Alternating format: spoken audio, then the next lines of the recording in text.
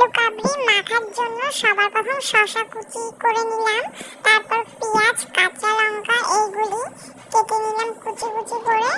তারপর একটা পাত্রে সেই কেটে রাখা সমস্ত জিনিসগুলো দিয়ে দিলাম।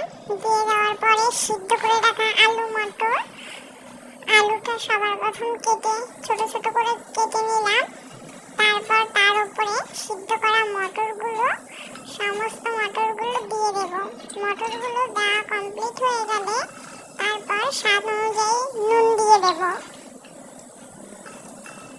এইভাবে আলু কাবলি মাখালে অনেক টেস্টি হয়।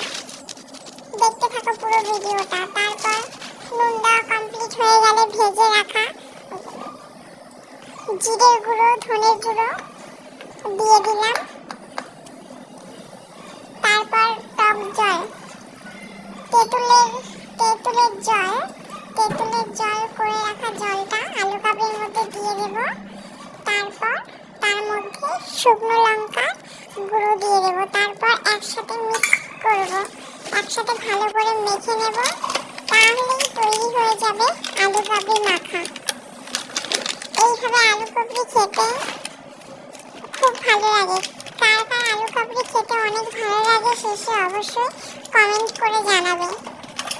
আর ভিডিওটা ভালো লাগলে অবশ্যই লাইক কমেন্ট শেয়ার করে দেবে। দেখো কত সুন্দর মাখা হয়ে গেল। কে কে খাবে অবশ্যই কমেন্ট করে জানাও।